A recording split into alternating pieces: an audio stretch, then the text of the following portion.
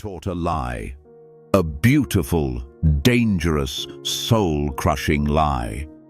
They told you that humility is strength, that the meek inherit the earth, that if you just keep showing up, keep giving, keep absorbing the weight of everyone around you, life would eventually look you in the eye and say, "Well done."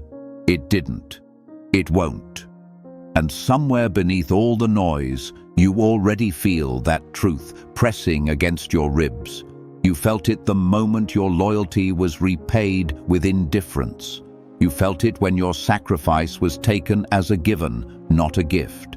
You felt it when the world handed the reward to someone less deserving, less patient, less good than you. Machiavelli saw it 5 centuries ago. What most men are still too proud or too afraid to admit. Goodness without power is not virtue, it is vulnerability. It doesn't shield you, it marks you. It doesn't build legacy, it funds someone else's. Tonight, I'm going to break open 8 ways your goodness is quietly dismantling your life. This isn't an attack. This is an intervention. And interventions only work when they hurt enough to matter. Your old self won't walk out of this the same. Good. 1. You've made yourself readable. And readable men get played. The first way your goodness is destroying you. It's made you completely transparent. And transparency in a world that rewards strategy is not a gift, it's a liability. Machiavelli wrote that a man who is easily understood is easily overcome. Let that land.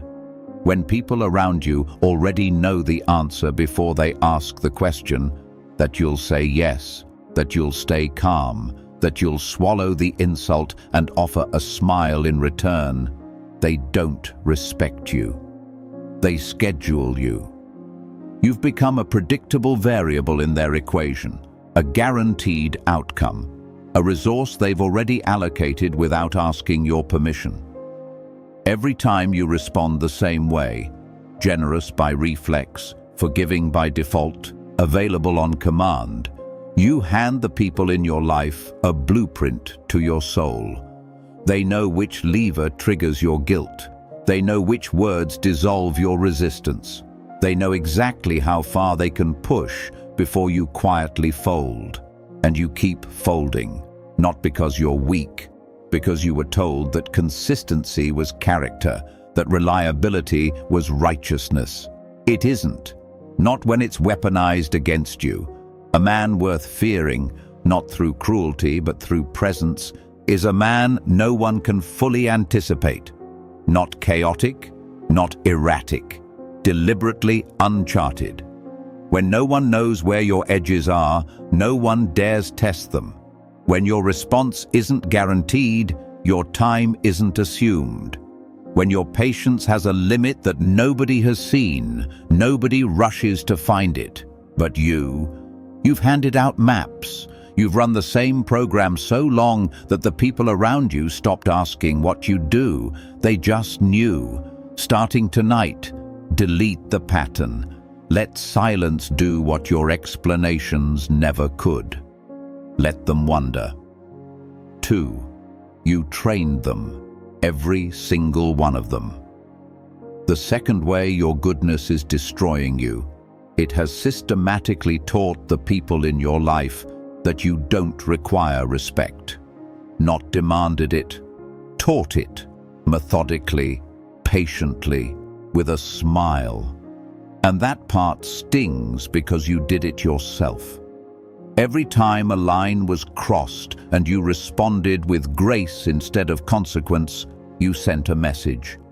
Every time you swallowed an offense to keep the peace, you sent a message.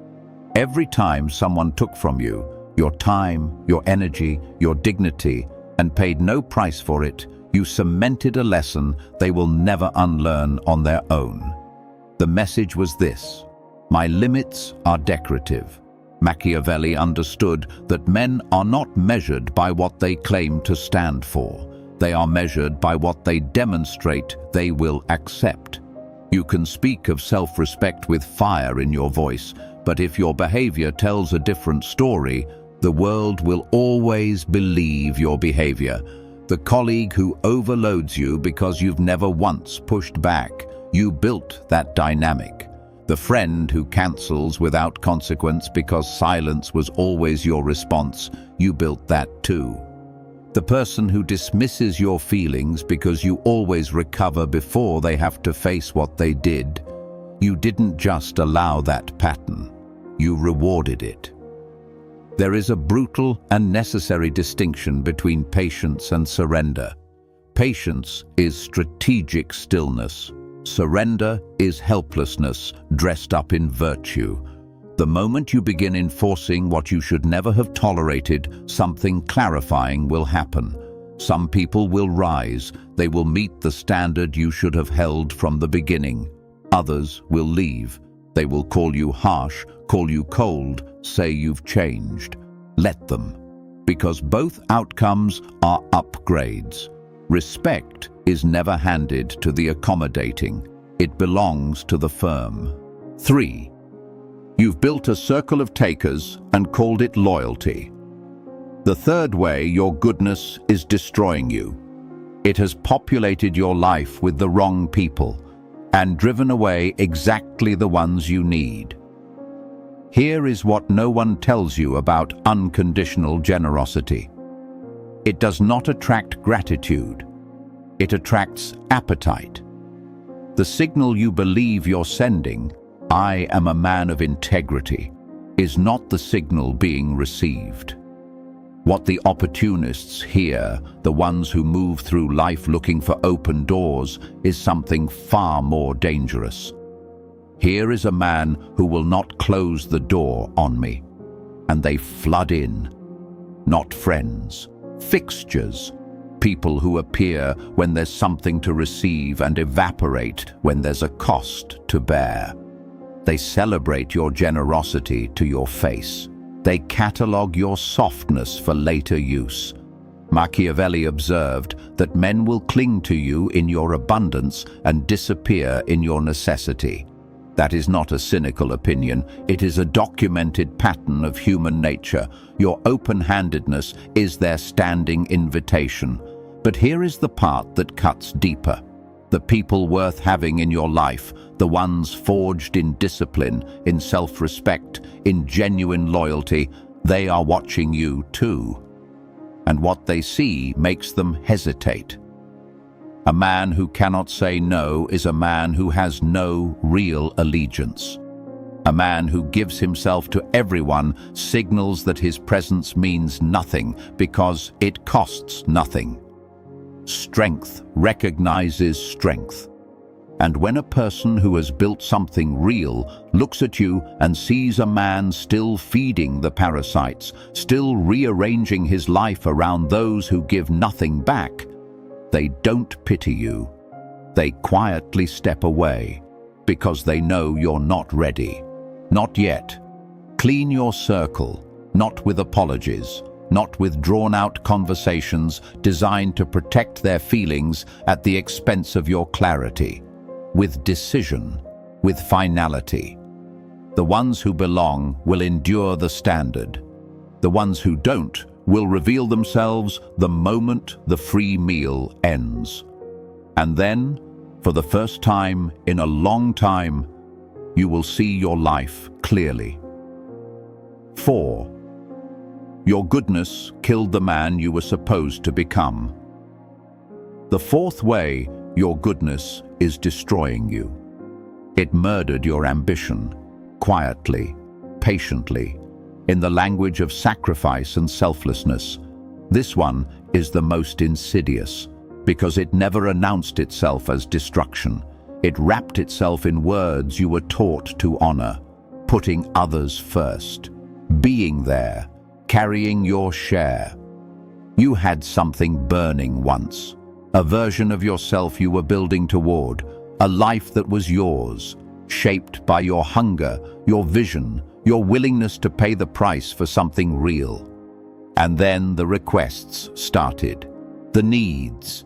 The emergencies that were never actual emergencies but were always somehow your responsibility to absorb. And because you were good, because you had been told that greatness meant giving, you answered every call.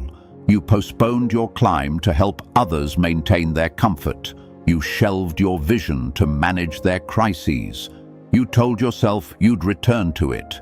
Later, soon, when things settle. They never settled. Because needs don't settle. They multiply in the presence of a man willing to meet them. Machiavelli wrote that a man who tries to be good in all things will be ruined among those who are not. Nowhere is that more devastating than in the arena of your own potential. Your generosity convinced you that ambition is selfish, that wanting more, becoming more, is a betrayal of the people who depend on you. That is not a moral position. That is a lie constructed by people who need you to stay exactly where you are so they don't have to face how far behind they've fallen. Every time you shrank yourself to make someone else comfortable, you were not being kind. You were committing a quiet act of self-destruction. And the people you sacrificed for, they moved on. They found someone else to lean on. They did not build memorials to your sacrifice. They didn't even remember the cost. Ambition is not abandonment. It is obligation. An obligation to the version of you that was worth becoming. The world doesn't need another man who suffocated his fire to keep others warm. It needs you burning. 5. You've been pouring from a cup that no one ever refills. The 5th way your goodness is destroying you. It has left you bankrupt in the place that matters most. Not financially, internally. You've been the anchor for years, the one they call at midnight. The one who listens without limit, absorbs without complaint, shows up without being asked. You have carried other people's grief, other people's chaos, other people's unraveling, and done it while pretending your own weight didn't exist. Because that's what strong men do, or so you were told.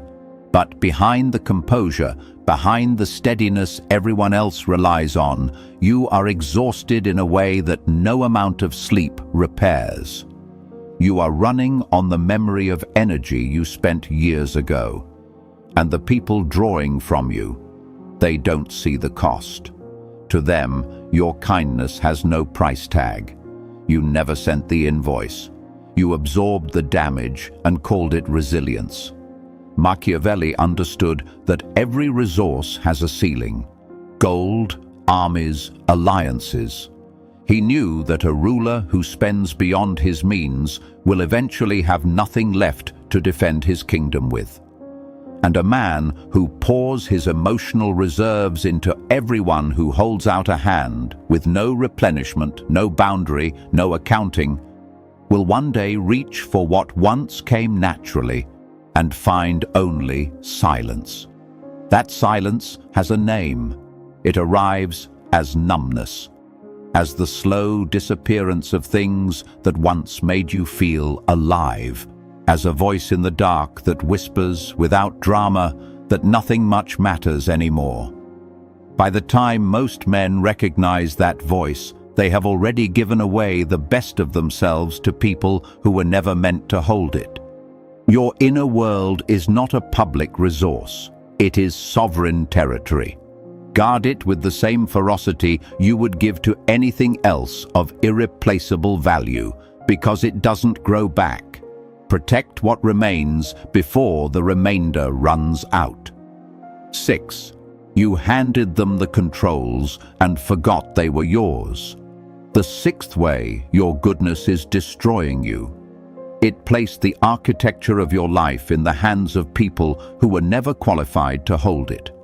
And it didn't feel like surrender. It felt like love. It felt like loyalty. It felt like being the bigger person.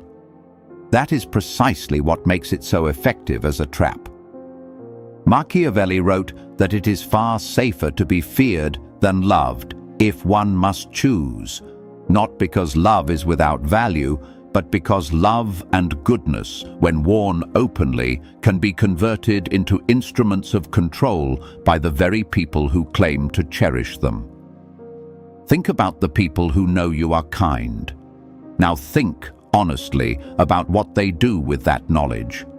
They ask for things they have no right to request, because they already know you won't refuse. They assign their failures to your account, because they know your guilt will absorb what their own responsibility should bear. They skip the apology entirely, because they already know your forgiveness is guaranteed whether they earn it or not. That is not a relationship.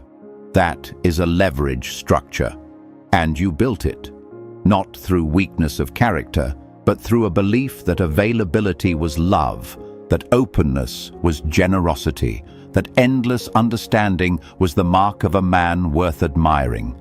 Your empathy became an unlocked gate.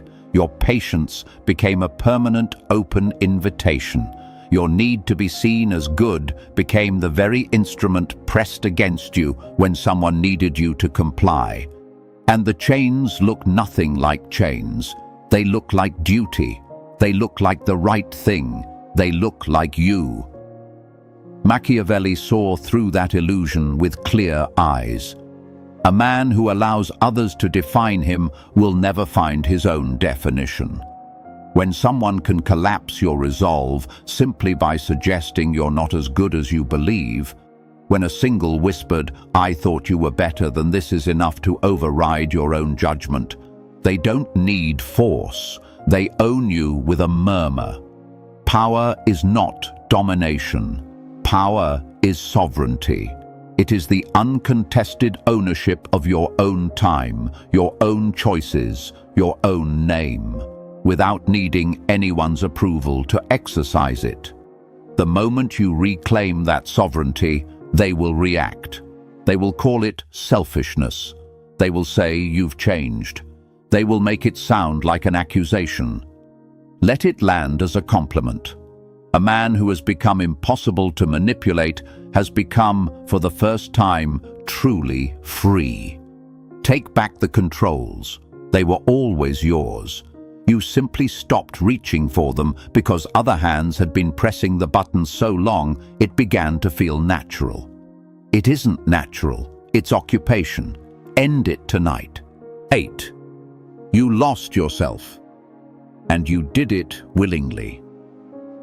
The 8th and final way your goodness is destroying you, and this is the one that cuts to the bone.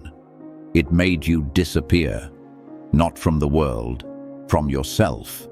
Somewhere beneath years of giving and adjusting and softening and accommodating, the actual you, the man beneath the role, beneath the reputation, beneath the endless availability, got buried, not suddenly, gradually, one small surrender at a time. The desires that were yours and no one else's, slowly filtered through the question of how they'd affect others. The opinions you once held without apology, slowly muted to preserve the comfort of rooms that never offered you the same consideration. The vision you once had for your own life, slowly edited down to what was acceptable, what was safe, what didn't inconvenience the people who'd come to depend on your smallness. Machiavelli wrote that a man who abandons what is real for what should be ideal learns his own destruction. You were so consumed with being what everyone needed that you stopped being anything to yourself. You don't know what you want anymore. Not truly, because every wanting has been run through a filter for so long that your own instincts no longer feel like yours. Your life became a structure built entirely around the comfort of others, and somewhere inside it, the person it was supposed to house went missing. That ends now. Tonight, you stop being a supporting character in your own story. Tonight, you stop treating your own existence as a resource for other people's relief. You rebuild, not with rage, not with vengeance, not by becoming something cold, but with clarity. With borders so deliberate and so firm that anyone who attempts to drag you back to who you were will meet something they didn't expect. A man who has remembered who he is. Goodness is not the enemy. Let me be precise. Blind goodness, reflexive, compulsive, offered without discernment to everyone who presents a need, that is what destroys you. That is slavery given a gentle name. Strategic goodness, chosen deliberately, extended from a position of strength, offered only to those who have earned the right to receive it. That is something else entirely. That is the goodness of men who built things that lasted, of men who were respected not in spite of their strength, but because of it. That is the goodness available to you, starting now. So here is what I need from you. If something in this reached the part of you that has been quiet for too long, drop 3 words in the comments. I choose myself. Say it like a vow, because that is exactly what it is. A vow to stop abandoning the one person whose survival is not optional. And if this lit something in you that has been dark a long time, hit that like button. Subscribe. Turn on notifications, because this is not the last time you'll need to hear what the rest of the world has decided is too uncomfortable to say. Stay sharp, stay sovereign, and never forget. A good man without power is a tragedy. But a powerful man who chooses when to be good, he is untouchable.